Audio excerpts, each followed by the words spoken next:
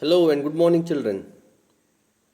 So, I welcome you in this online class, and our topic today is a very important lesson from our book Snapshot, and the name of the lesson is The Address by by a Netherlands writer Marga Minko. So, this lesson actually relates the topic with the World War situations. So this is the story. Like most of the stories written in the same genre, this story also depicts the predicament, the problems, and the widespread, you see, futility after the World War. More than the First World War, what I think personally, Second World War affected the world mostly because most of the countries involved in it, no doubt, Italy was there, Hitler's Germany was there, America was there, USA was there, okay, England, France, and all these countries fought against each other, but they dealt with the major things that the world was facing. So we can say that the world experienced a never before situation after the World War. So in such a tumult, the story was written, and Marga Minko uh, wrote this story, very emotional account of a girl who went to an acquaintance of her mother to take the belongings there. So, I would like to express my views both in English and Hindi in this slide so that you can have a better understanding of this lesson. तो दोस्तों नमस्कार आपको। यह story the address, जैसा हमने कल से इस स्टोरी को शुरू किया है, ये एड्रेस करती है, ये स्टोरी एड्रेस करती है पोस्ट वर्ल्ड वॉर सिचुएशन को। वॉर के बाद जो अलग अलग तरीके की बुरी सिचुएशंस क्रिएट होती है, उसमें से एक सिचुएशन को, एक परिस्थिति को ये स्टोरी हमारे सामने डिपिक्ट करती है। वो क्या सिचुएशन है, क्या हुआ था कि आपको ये समझना चाहिए कि हिटलर का उदय हुआ जर्मनी में 1929 के बाद, इकोनॉमिक डिप्रेशन जो पूरी दुनिया भर में आया, तो एक तरफ जर्मनी का उदय, जर्मनी का साम्राज्यवाद वो सारे देशों को, आसपास के देशों को अपने कब्जे में करना चाहता था, और दूसरी तरफ जो है उसकी ज्यू विरोधी रणनीति, ज्यू लोग है ना, वो खुद ज्यू नहीं था, वो नॉन ज्यूज था। तो आपको उसके बारे में पता होगा, 9th क्लास के सोशल साइंस बुक में, 10th क्लास में आपने इसके बारे में पढ़ा होगा। तो हिटलर की ज्यू विरोधी नीति इस वर्ल्ड वॉर के पीरियड में बहुत बढ़ चढ़कर सामने आई, और वर्ल्ड वॉर के आड़ में जो है उसने अनगिनत अत्याचार किए वहाँ के ज्यू लोगों के ऊपर। वो क्या मानता था, वो ये मानता था कि वो जिस वंश को बिलोंग करता है, सो कॉल्ड किसी वंश को बिलोंग करता है, जैसे वो नॉर्डिक आर्य वंश को बिलोंग करता था, और वो ये मानता था, उसकी एक अपनी फ्यूटाइल फिलॉसफी थी, एक गलत फिलॉसफी के माध्यम से वो आगे बढ़ता था। वो ये मानता था कि उसकी जो जिस जाति में उसने जन्म लिया है, या जिस वर्ग में उसने जन्म लिया है, जिस वर्ण में उसने जन्म लिया है, वो लोग, मतलब जो नॉन जूज है, जर्मन आर्य जो है, नॉर्डिक वंश के लोग जो है, वो दुनिया में सर्वश्रेष्ठ है, और जो जूज है they are actually the killers of Jesus Christ, and they got flourished only because of cheating other people. तो उस ज़माने में ये था कि जो ये जू लोग थे उनका लगभग जर्मनी के बहुत सारे व्यापार जितना भी था वो सारे व्यापार के ऊपर उनका कब्जा था। तो ये भी कहा जा सकता है इस मामले में कि उनके व्यापार को नष्ट करने के लिए, उनके वर्चस्व को खत्म करने के लिए हिटलर ने जो है इस चीज़ का सहारा लिया और पुराने किसी तथ्यों को जो है हमारे सामने लाकर उसने पेश कर दिया, जो तथ्य भी नहीं थे, जो किसी प्रकार से कोई तथ्य नहीं थे। जैसे जीसस क्राइस्ट को किसी जू ने मारा, ठीक है, ये हजारों बरसों साल पुरानी कोई बात हो गई, तो आज जो है वो जू लोगों को उसके लिए दोषी ठहरा रहा है। और सारी चीज़ें थी, वो ये मानता था कि लंबी नाक वाले, घुंघराले बाल वाले, नीली नीली आँखों वाले जो नॉर्डिक वंश के लोग हैं वही जो है पूरे विश्व पर सत्ता प्रस्थापित कर सकते हैं। और वो ये भी मानता था कि जो जू लोग होते हैं वो बुद्धि से थोड़े कमज़ोर होते हैं, उनको जो जो है वो कनिंग होते हैं, लोगों को फंसाने में उनका तजुर्बा होता है, इस तरीके से बात वो करता था।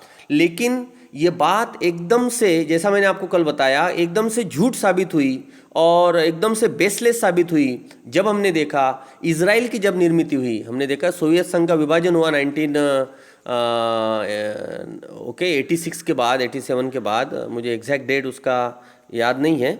और आपने देखा कि सोवियत संघ से जो अलग अलग देश आज़ाद हुए उसमें से एक इजराइल देश था।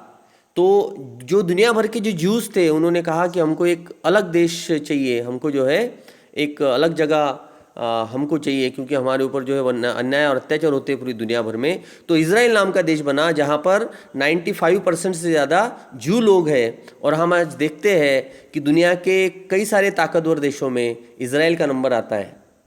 और उनकी जो वहाँ की जो सुरक्षा व्यवस्था है वो एक मॉडल है दुनिया भर के लिए। उनकी जो कृषि व्यवस्था है, उनकी जो फसल की उपज है, उनका जो उत्पादन है, वो टेक्नोलॉजी जो कृषि में यूज़ करते हैं उसी टेक्नोलॉजी को पूरी दुनिया भर में फॉलो किया जाता है।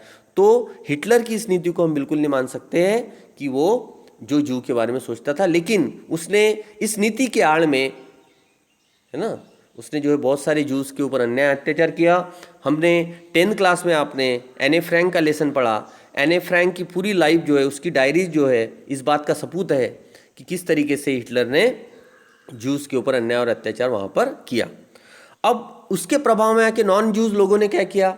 नॉन जूस लोगों ने ये किया कि उसने कहा कि उन लोगों ने, उनके जो जू साथी थे उनसे कहा कि अभी जो है हिटलर तुमको छोड़ने वाला नहीं है, तुमको मार डालेगा, तुम्हारी पूरी घर को जो है वो क्या कर देगा, बर्बाद कर देगा। तो तुम लोग जो है अब यहाँ से कहीं चले जाओ और तुम्हारा जो सामान है वो मुझे आप दे दो। तो उसी तरीके की कहानी है। आप देखिए यहाँ पे ये नेदरलैंड्स है, नेदरलैंड्स का मतलब हॉलैंड होता है, और ये है जर्मनी, ठीक।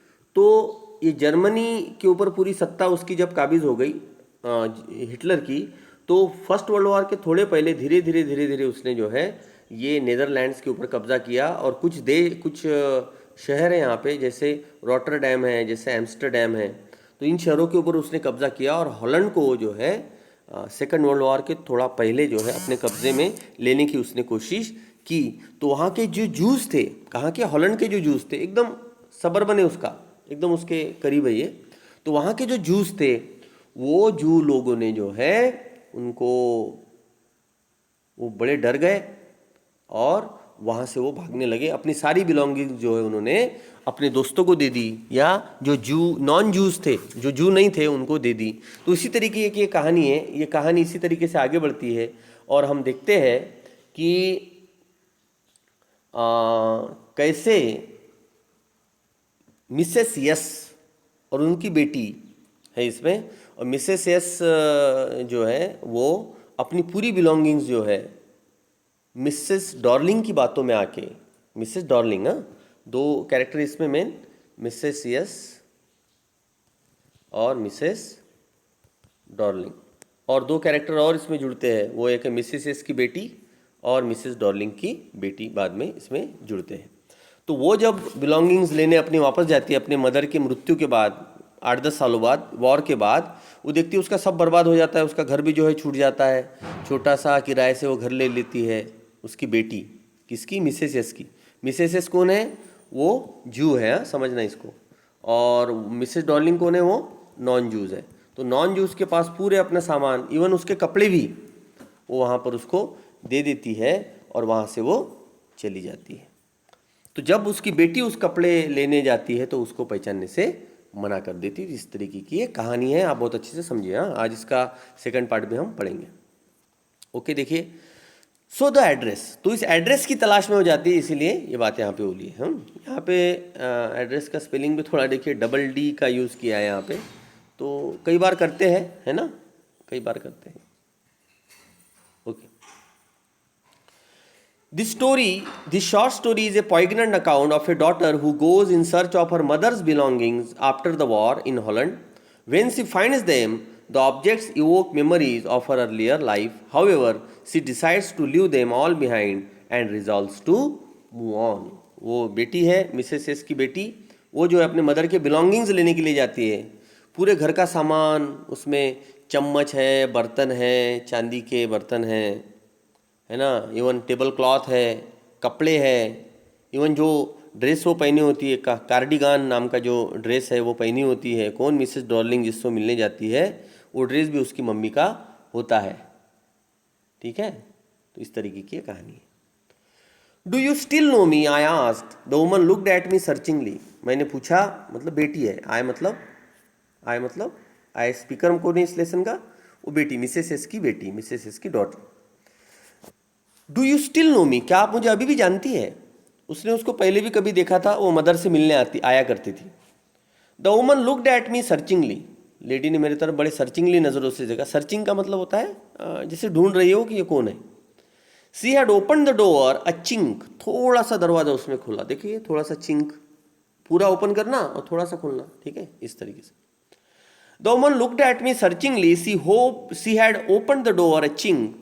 आई केम क्लोजर, मैं उसके एकदम करीब आया, एंड करीब आई, and stood on the step, और मैं स्टेप के पास जाकर खड़ी हो गई, है ना, स्टेप्स पर खड़ी हो गई। वो एड्रेस ढूंढने गई है। एड्रेस क्या है, ये देखिए, ये एड्रेस है मार्कोनी स्ट्रीट नंबर 46। तो उसकी मम्मी ने उसको मरते मरते जो है बताया था कि अब हमारे पास देखो कुछ भी नहीं बचा है, लेकिन हमारा बिलोंगिंग्स जो है वो एक मेरी दोस्त है, उसके पास है सब। तुम मेरे मृत्यु के बाद तुम्हारा जीवन कैसे चलेगा आगे, तो तुम जो है अपना सामान लेकर वहाँ से आ जाना। No, I don't know you, Mrs Darling बोलती है कि नहीं नहीं, मैं तुम्हें नहीं पहचानती। I am Mrs S daughter, तो वो कहती है कि अरे मुझे नहीं पहचानते आप, मैं मिसेस एस की डॉटर हूँ। Okay, she held her hand on the door as though she wanted to prevent it opening any further. Her face give absolutely no sign of recognition. उसने जो है दरवाजे पर ऐसा हाथ रखा था कि जैसे जो है वो कोई अंदर ना आए या अंदर से कोई देख ना ले बाहर वाले को, इस तरीके से उसने हाथ रखा था। उसने कहा, and she gave absolutely no sign of recognition. Recognition का मतलब होता है पहचान, आइडेंटिफिकेशन, रिकग्निशन। उसने बिल्कुल पहचान का कोई रेफरेंस नहीं दिया। कैसे पहचानेगी वो, देखिए। She kept staring at me in silence, वो मेरी तरफ एक जैसे देखती रही। परहैप्स आई वॉज मिस्टेकन, तो इस बेटी को लगा, गुड़िया को लगा कि शायद मेरी से कोई गलती हो गई। Perhaps I thought perhaps it isn't her, शायद ये वो नहीं है जो मेरी मदर ने बताया था, शायद एड्रेस बदल गया है, समझ रहे हैं ना। I had seen her only once flittingly, ऐसे जाते जाते उसको मैंने देखा। फ्लिटिंग का मतलब भागना होता है, तो भागते भागते कभी तो भी इसके बारे में मम्मी ने बताया था, ये देखो ये मेरी दोस्त है, तो वो खेलने में चली गई होगी मेरी बेटी। And that was years ago, और वो बहुत समय पहले की बात है, years ago, that was years ago. Perhaps I was mistaken. I thought perhaps it isn't her. I had seen her only once, fleetingly, and that was years ago. It was most probable that I had rung the wrong bell. तो most probable है क्या, I had rung the wrong bell. समझ रहे ना, I had rung, ठीक, रंग का मतलब बजाना। I had rung the wrong bell, समझते ना, रिंग, रैंग, रंग, और had लग गया, पास्ट परफेक्ट टेंस हो गया। The woman let go of the door and stepped to the side. She was wearing my mother's green knitted cardigan. Cardigan एक dress होता है, ठीक है, और उसने जो है उसी की मदर का ड्रेस उसने पहना था। तो जब उसने बोला कि मैं तुमको नहीं पहचानती, तो इसको थोड़ी देर के लिए तो विश्वास हो गया, लेकिन बाद में जैसे उसने देखा कि उसने उसी के मदर का ड्रेस पहना है ना, अपनी मदर का ड्रेस तो हम पहचान जाते हैं ना, कितना भी कुछ हो जाए। तो जैसे मदर का ड्रेस उसने देखा, तो उसने देखा कि नहीं नहीं, ये वही लेडी है जो मेरी मदर ने मुझे बताया था। The wooden buttons, she was wearing my mother's green knitted cardigan. The wooden buttons were rather pale from washing. जो wooden buttons थे उसके ऊपर लगे हुए, वो washing से क्या हो गए थे, पेल हो गए थे, खराब हो गए थे। The wooden buttons were rather pale from washing. She saw that I was looking at the cardigan and half hid herself again behind the door. देखिए हिड का मतलब होता है सेकंड फॉर्म है हाइड का, हाइड यानी छिपना, हाइड हिड हिडन। तो उसने जो है जैसे ही उसने देखा कि ये उसके ड्रेस की तरफ देख रही है, तो वो थोड़ा सा और अंदर छिप गई, half hid. But I knew now that I was right, लेकिन अब मुझे पता चला था कि मैं सही थी। Well you knew my mother, I asked, तो मैंने कहा तो आप मेरी मदर को जानती है ना। Have you come back, said the woman, उसने कहा अच्छा तो तुम वापस आ गई हो। I thought that no one had come back, I thought that no one had come back, मुझे तो लगा था कि कोई जो है वापस नहीं आएगा। बेटी ने कहा कि नहीं नहीं आप घबराओ मत, ओनली मी, मदर नहीं आई है मेरे साथ, सिर्फ मैं आई हूँ। और door open and closed in the passage behind her and a musty smell emerged, उसके अंदर से जो है कोई दरवाज़ा खुला और बंद हो गया, और एक मस्टी स्मेल अंदर से आया, शायद किचन से स्मेल वो बाहर आया, अंदर के दरवाजे का, घर के अंदर के। I regret I cannot do anything for you, उसने कहा कि मुझे आप माफ़ कर दीजिए, मैं तुम्हारे लिए कुछ भी नहीं कर सकती। किसने कहा? मिसेस डॉर्लिंग ने। देखो वो बोलती है कि मैं तुम्हारे लिए अब कुछ नहीं कर सकती। I have come here specially on the train, I wanted to talk to you for a moment, तो वो कहती है कि मैं स्पेशली जो है यहाँ पे तुमसे मिलने के लिए आई हूँ, and I wanted to talk to you for a moment, मैं थोड़ी देर के लिए आपसे बात करना चाहती हूँ, है ना, मैं ट्रेन से आई हूँ specially. It is not convenient for me now, वो बोलती है कि अब मेरे लिए कन्वीनियंट नहीं कि मैं तुमसे बात करूँ, तुम यहाँ से चली जाओ। I cannot see you another time, और कोशिश करो कि तुम बाद में मुझसे ना मिलो, अब मैं तुम्हें जो है कभी मिलना नहीं चाहती। She nodded and cautiously closed the door as though no one inside the house should be disturbed. उसने इस तरीके से दरवाजे को बंद किया कि घर के अंदर का कोई डिस्टर्ब ना हो और किसी को पता भी ना चले कि कोई यहाँ इससे मिलने आया था। ठीक है। I stood where I was on the step. मैं वहीं खड़ी रही, मैं तो हक्का बक्का रह गई, हतप्रभ रह गई मैं कि ऐसे कोई इतना बुरा व्यवहार कैसे कर सकता है। ठीक है, वो वहीं खड़ी रही स्टेप पर। The curtain in front of the bay window moved, सामने का जो बे विंडो थी, है ना, साइड की जो विंडो थी, उसका कर्टेन भी जो है बंद हो गया। समवन स्टेयर्ड एट मी, किसी ने मेरे तरफ देखा। And would then have asked what I wanted, और बाद में मुझसे उन्होंने पूछा कि मैं क्या चाहती हूँ। ओ nothing, the woman would have said, it was nothing. मैंने कहा कि नहीं नहीं कुछ नहीं, ठीक है। I looked at the name plate again, मैंने फिर से एक बार नेम प्लेट की तरफ देखा। डॉर्लिंग इट सेड, अरे ये तो वही एड्रेस है जो मेरी मम्मी ने बताया था। In black letters on white enamel and on the jamb a bit higher the number is number 46। तो इनेमल होता है, अरे आप समझिए कि एड्रेस के बोर्ड लगे हैं वहाँ पे, और नीचे नाम लगा है एड्रेस बोर्ड का, और ऊपर क्या लगा है, ऊपर जो है जैब यानी थोड़ा सा ऐसे पुट्ठे जैसा ऊपर लगा है, और वहाँ पर जो है एड्रेस है, और नीचे जो इनका नाम है। तो एड्रेस क्या है, डॉर्लिंग उनका नाम है, और एड्रेस है नंबर 46, मार्कोनी स्ट्रीट है ये। As I walked slowly back to the station I thought about my mother who had given me the address years ago. मैं अपनी मदर के बारे में सोचने लगी जाते जाते कि मेरी मदर ने जो है मुझे यही एड्रेस दिया था years ago. I had been in the first half of the, it had been in the first half of the war. ये कब था, first half of the war, मतलब 1942-43 के करीब है। I was home for a few days, मैं कुछ दिनों के लिए घर पर थी। And it struck me immediately that something or other about the rooms had changed. अब मेरे तुरंत समझ में आया था कि रूम के बारे में जो है कुछ तो भी बदल गया है. I missed various things. और मैंने बहुत सारी चीज़ों को देखा. I missed various things. और मैंने जो है देखा कि घर में कई सारी चीज़ें गायब दिख रही है. My mother was surprised. I should have noticed so quickly. और मेरी मदर बड़ी सरप्राइज हो गई थी कि इस बच्ची ने पहचान लिया है कि बहुत सारी चीज़ें जो इसमें से क्या है, गायब है. ओके दोस्तों, तो अभी थोड़ा मेरा क्लास है. Okay, I have a class to take now. इसके आगे का पार्ट मैं आपके लिए कल पोस्ट कर दूंगा. तो thank you very much. This is the introductory